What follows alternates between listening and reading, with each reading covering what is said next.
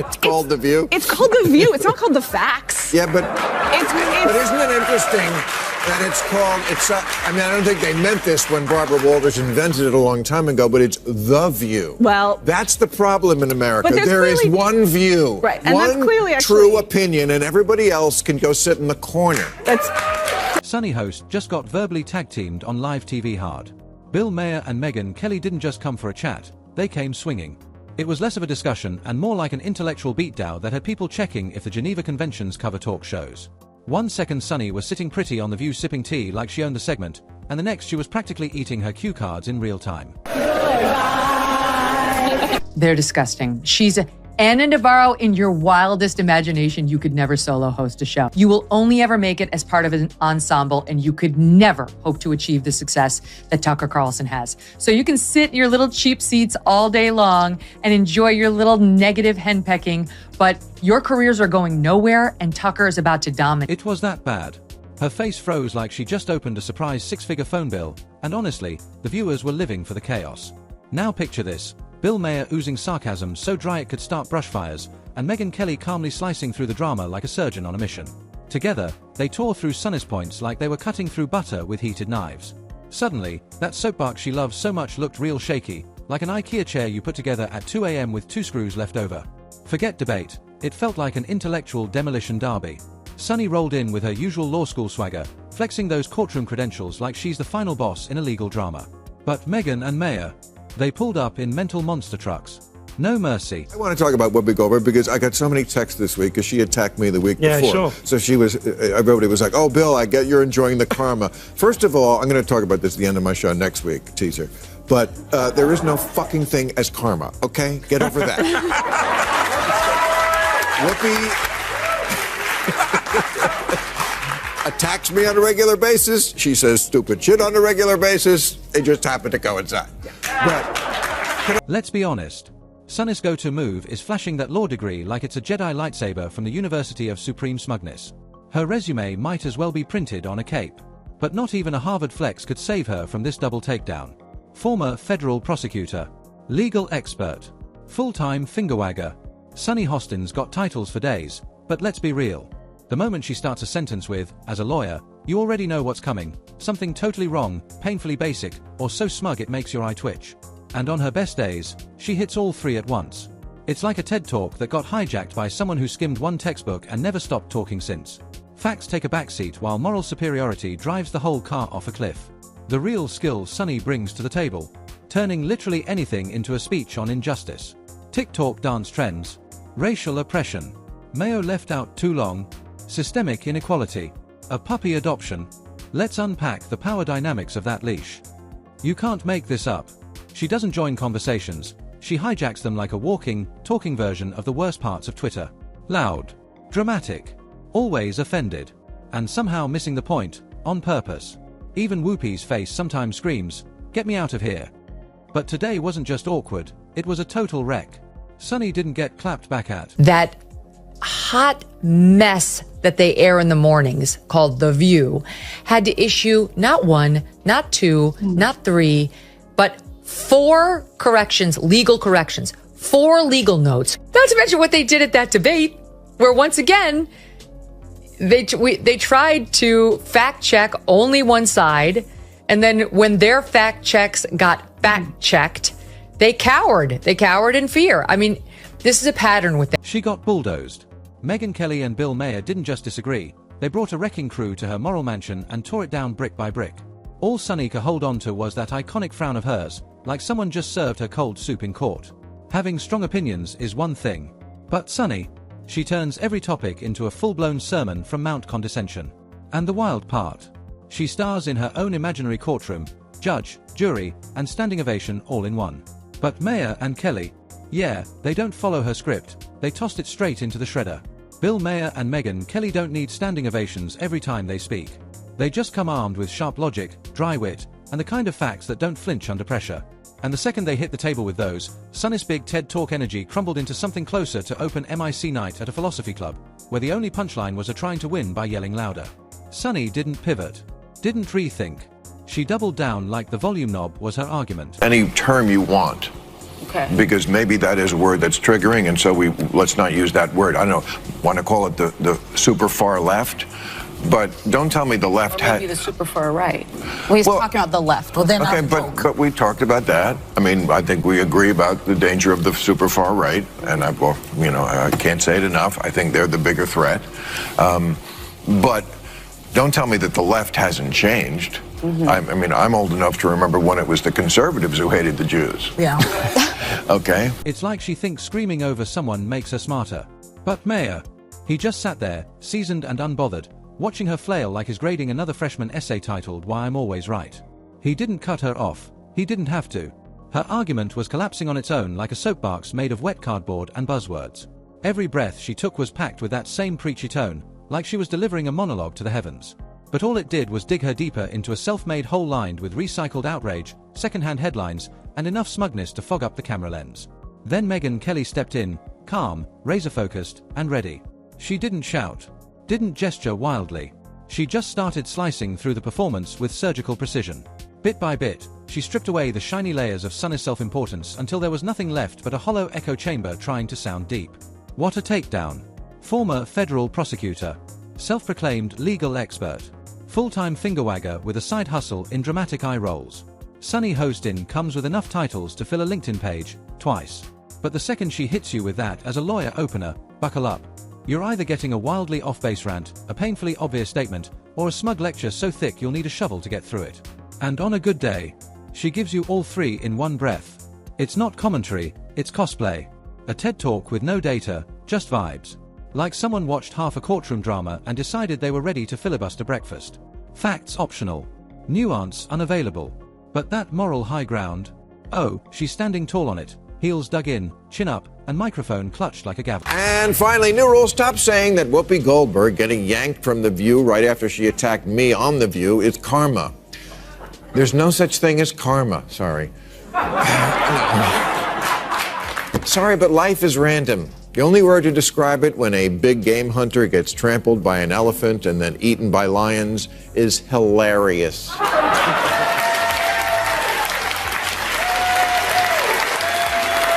Sunny has the uncanny ability to turn absolutely anything into a race injustice thesis.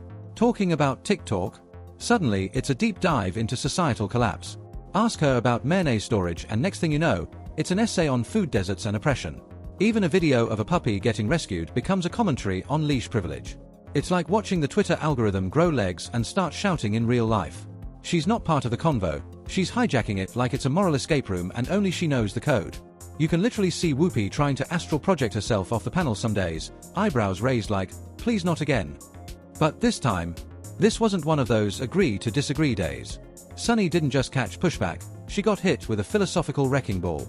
Megyn Kelly and Bill Maher didn't show up to trade soft jabs. They pulled up with receipts, real talk, and zero patience for performance politics. It was brutal.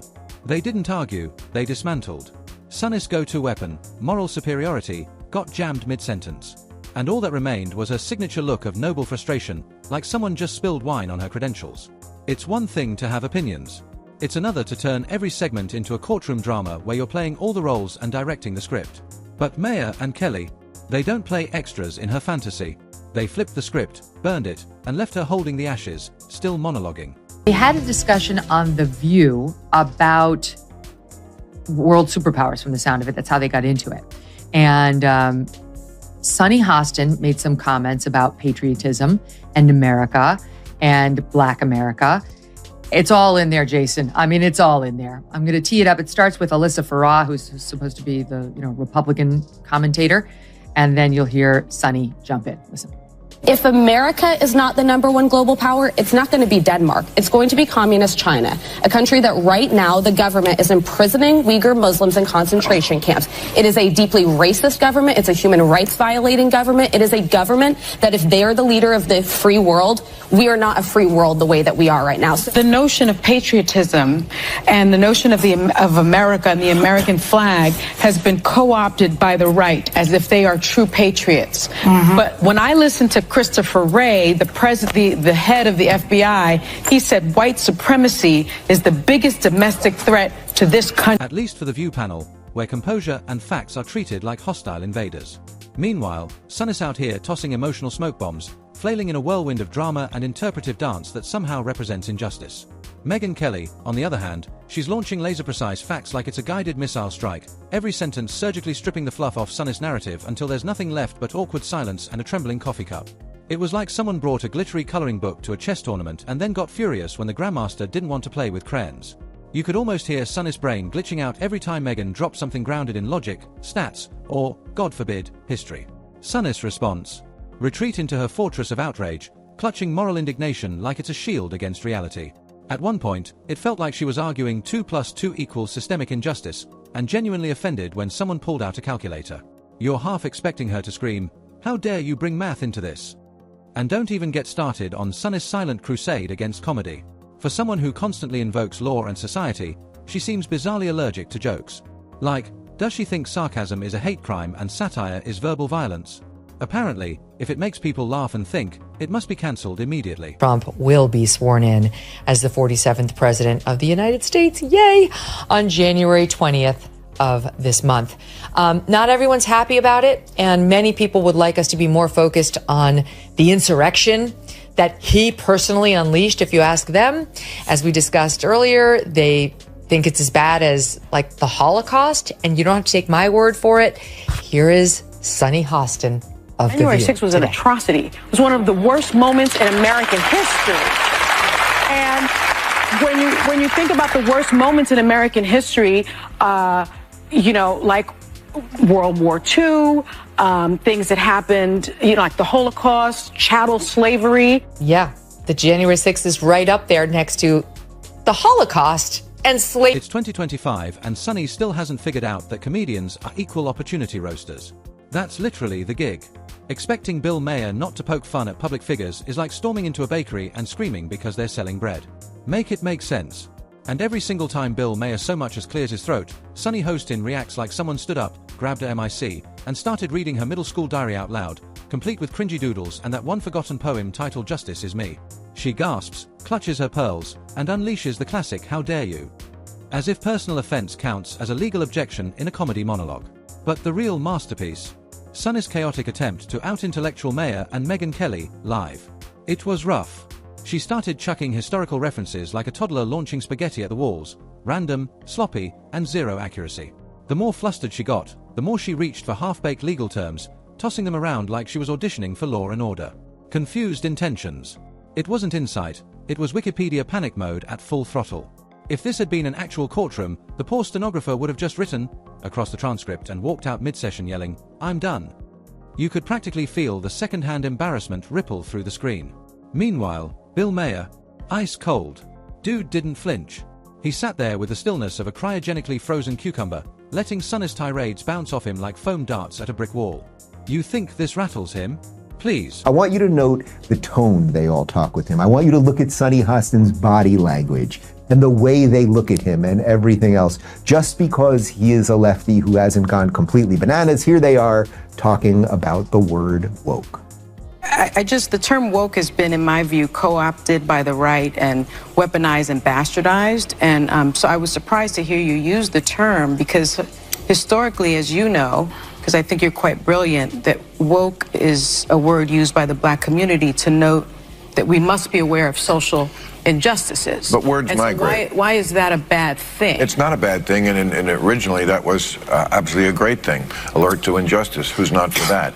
But words do. Bill's been navigating ideological firestorms since dial-up internet and AOL chat rooms. This kind of chaos is just another Tuesday. You could see the years of media mileage flash across his face, half amused, half exhausted, like, really? This again? And while Sunny tried to wage an emotional war with loose legal grenades, Maher just stayed chill, watching the meltdown unfold like he's seen this episode 100 times and already knows how it ends. Every time Sunny tried to nail Bill Maher to a metaphorical cross of righteous fury, she clearly thought she was delivering the MIC drop of a generation. You could almost hear the imaginary applause from Instagram pages with names like Woke Warrior Queen Daily. She was going for viral gold, a clip-worthy climax to cement her as the hero of the truth. But Maher, he was already swirling his third glass of red wine, zoning out, probably wondering what gate his flight home was boarding at. And Megyn Kelly, she didn't even flinch. No shouting, no eye rolls, just calm surgical precision. Every response she gave sliced through the nonsense like a scalpel, clean, silent, and lethal. She didn't come to brawl. She came to bury. Sunny sat there looking like she was being quietly deconstructed by someone who had already signed the death certificate on her credibility. This wasn't a debate, it was a philosophical exorcism. Megyn was the icy cleric purging the panel of performative nonsense while Sunny thrashed around trying to convince the audience that reality was just another biased opinion.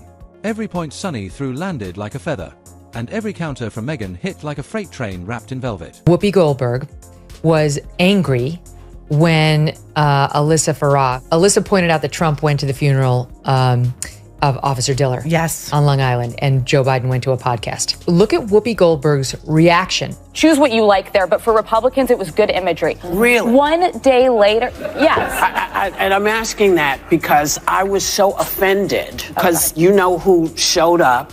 Yeah. And he was, whether he was asked or not. This But he is a was man invited. who didn't care what happened to the officers on January 6th. She promotes Joe Biden and Kamala Harris every day on that show. Trump wasn't supportive enough of the cops who were, yes, in danger on J 6th. How does that explain their behavior on a daily basis? But let's be real, the saddest part? Sunny's complete, unshakable belief that her outrage is always sacred. She walks through that studio like she's Moses descending from the mountaintop with her own set of commandments. And anyone who dares to question her, instantly labeled a blasphemer. She's not there to argue. She's not even there to listen. She's there to perform an exorcism powered by bullet points, sanctified by smugness, and served with a side of judgment. It's not even a conversation anymore. It's a full-blown judgment ritual where Sunny Hostin plays judge, jury, and executioner. And the audience? They're just supposed to nod along in between commercials for fiber gummies and menopause patches. If it weren't so dramatic, it'd be comedy. But here's the kicker, it's not even interesting. Sunny's idea of being enlightened is just a cocktail of smugness, cherry-picked stats, and the kind of tear-jerking anecdotes designed to guilt-trip you into silence. She'll go on a 10-minute rant about injustice in America and somehow use a Starbucks menu as the backbone of her argument. You don't walk away informed. You walk away dazed, wondering if ordering a caramel macchiato makes you part of the problem. And the irony? Sunny claims she's a defender of women, right up until one dares to disagree. Then it's not sisterhood. It's a verbal WWE match. The moment Megyn Kelly pushed back with, "Hey, maybe not every disagreement is rooted in racism or sexism," Sunny's face twisted like someone suggested cancelling brunch. She looked ready to rip up Megyn's woman card and send it straight to feminist jail.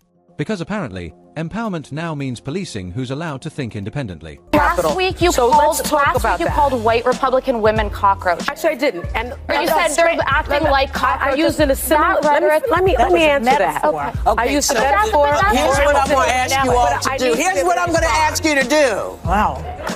Yeah. I'm going to ask you to tone it down a bit because I can't hear anything. Let No me one respond. can hear what's being She said. just said I called you white women understand why roaches. people- All right, we're because going to I go to didn't. break. We're going to break. Can't take it. But the real peak, the crown jewel of this televised meltdown, was when Sunny, clearly out-argued, tried to pivot from intellectual defense to emotional offense. She dropped the facts and slipped straight into victim mode. Because if you can't win the debate, claim you're being attacked for your values. It wasn't a discussion, it was a masterclass in how not to argue. Loud, sanctimonious, and allergic to anyone else having a brain. That's her signature move. Classic Sunny Hostin. When logic taps out, she switches to pure emotion. And when that dries up, cue the dramatic accusations. Suddenly, the person across from her isn't just wrong, they're a threat to democracy, puppies, and the entire brunch culture. The range is wild, like watching someone freestyle panic. But Bill Maher, he's not playing that game. He calmly calls out the absurdity, sips his drink, and watches Sunny spiral into a MIC sputtering mess. No yelling, no grandstanding, just facts, with a smirk.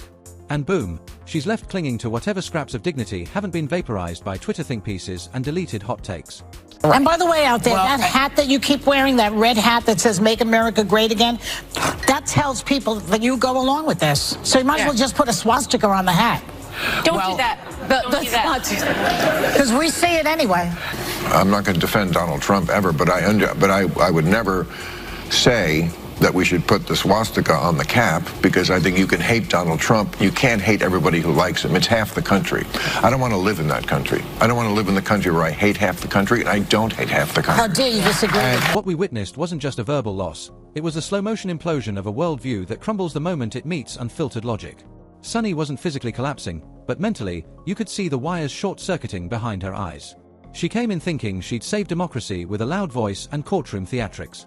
Instead, she got hit with a full dose of humor, reason, and a brutal reminder that shouting doesn't equal smart. And let's not forget, while her die-hard fans will spin it as a brave stand, the rest of us? We saw the truth. It was a high-heeled tantrum wrapped in buzzwords, desperately clinging to the illusion of moral high ground. And in 2025, when everyone's exhausted from the noise, people aren't muting Sunny because they disagree, they're muting her because it feels like getting lectured by a traffic light with a law degree. At some point, folks just want clarity, not confusion disguised as enlightenment. Not every joke is hate speech. Not every disagreement is an attack on humanity.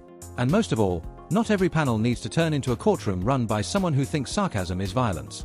Because no matter how passionately she flails, no matter how often she declares herself right, one truth stood tall that day. Sunny Hostin got absolutely roasted on live TV. And the ashes she left behind?